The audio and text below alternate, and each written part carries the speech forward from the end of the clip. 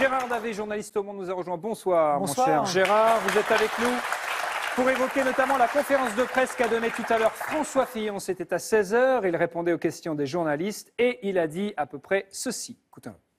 Oui, j'ai employé mon épouse comme collaboratrice. J'ai employé mes enfants, Marie et Charles, qui ont travaillé pendant 15 mois. Tout cela était légal. Mais suis-je pour autant quitte sur le plan moral? C'était une erreur. Je le regrette profondément et je présente mes excuses aux Français.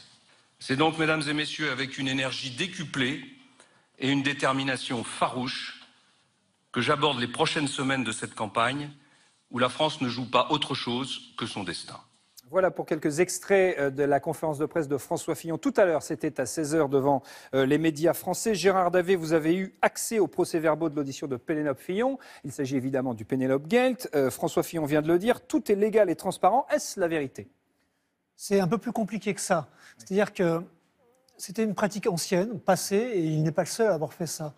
Le problème, c'est qu'il s'est présenté à la présidentielle drapé dans les oripeaux de la probité. Et dans ces cas-là, il faut vraiment être tout à fait transparent.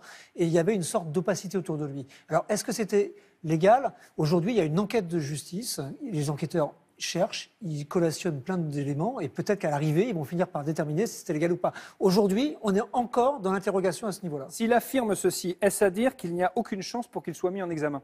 Il y a peu de chances pour l'instant qu'il soit mis en examen, soyons clairs, puisque de toute façon, c'est une enquête qui est gérée par le parquet de Paris, donc le parquet financier en l'occurrence, donc il ne peut pas y avoir de mise en examen puisqu'il n'y a pas de juge d'instruction. C'est technique, mais c'est précis. Donc il risque à peu près, éventuellement, qu'il y ait des perquisitions dans les jours à venir, qu'il y ait des auditions supplémentaires, mais en termes de mise en examen, non, ce n'est pas prévu pour l'instant. Est-ce qu'il peut y avoir un non-lieu avant?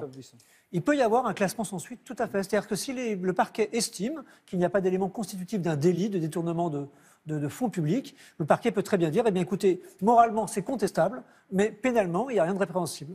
Jean-Christophe Buisson, je précise que vous êtes directeur adjoint du Figaro Magazine. Comment vous avez trouvé la performance mais enfin, oui, lapsus, parce qu'on l'a vu vraiment très, très déterminé. Ouais, mais je crois qu'il a réussi ce qu'il a tenté cet après-midi, c'est-à-dire de reprendre la main dans cette affaire où on a l'impression que tout était un peu dans une forme de flottement. Et il l'a reprise aujourd'hui parce qu'il attendait le week-end. Le week-end, il devait y avoir un retour d'information des députés de droite et du centre dans leur circonscription pour savoir si les électeurs de droite étaient vent debout contre lui, auquel cas il aurait peut-être lâché, même s'il est innocent, ou si au contraire, il disait de toute façon, il n'y a tellement pas de plan B, c'est-à-dire que ni Sarkozy, ni Juppé, ni Baroin, ni Wauquiez, ni Pécresse ne sont satisfaisants, que de toute façon, les gens qui ont voté à la primaire de droite pour lui et pour son programme ne veulent rien d'autre et veulent croire en lui et veulent lui faire confiance. Donc il avait ce passage à réussir et de ce point de vue-là, c'est très réussi. Le point de vue de l'humoriste, Régis Maillot, qu'est-ce que vous avez pensé de l'intervention de François Fillon? A été convaincant, à mon avis, on aurait dû l'engager ce week-end contre les Anglais, parce qu'en défense, il est impeccable. Vous parlez de rugby en l'occurrence. Ouais, en rugby, là, on aurait peut-être gagné le crunch. En tout cas, j'ai une pensée pour Laurent Wauquiez et François Baroin, qui doivent un peu chialer ce soir. Hein. En tout cas, s'il n'y a pas un plan B, il reste un plan A, c'est actualité, voilà. Ça, c'est possible, mon cher Régis. Gérard Davet, qu'est-ce qui va se passer dans les prochaines semaines? Il n'a pas balayé comme ça en une conférence de presse tout un épisode qui a tenu en haleine, j'allais dire, la France entière, en tout cas les médias français. Non, parce qu'il y a beaucoup d'éléments qui s'accumulent dans le dossier judiciaire et c'est vrai qu'au fur et à mesure, nous sommes alimentés par des fuites, chez nous-mêmes d'ailleurs, et ça sort dans les médias et donc c'est ce qui contribue aussi à ce phénomène d'emballement.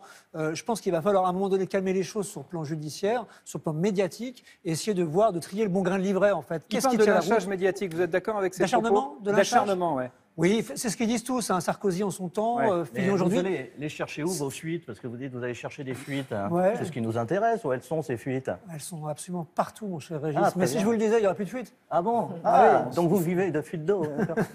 Mais paradoxalement, moi je trouve que le fait justement qu'il y ait eu toute cette campagne médiatique contre lui, ou sur lui en tout cas, parce que tous les journaux, y compris de droite, ont fait des manchettes, des unes sur lui, finalement ça finit par le servir parce qu'en France, il y a quand même depuis quelques mois, quelques années, sur le modèle d'autres pays dans le monde, une petite musique du peuple contre les élites, de la caste médiatique qui dit ce qu'elle veut, qui fonctionne. Et je pense que ce discours-là, Fillon, de son point de vue, a raison de l'utiliser en disant les médias vous mentent, les médias disent, exagèrent, etc. Regardez, moi je suis droit dans mes boîtes, droit dans les yeux, je vous dis que je n'ai pas menti, que j'ai fait des choses légales. Maintenant, vous me croyez moi ou vous croyez les médias?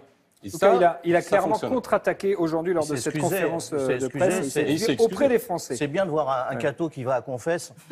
Ouais, devant tous les Français, en tout cas devant les médias. Merci beaucoup Gérard. Merci beaucoup. Merci d'avoir été avec nous.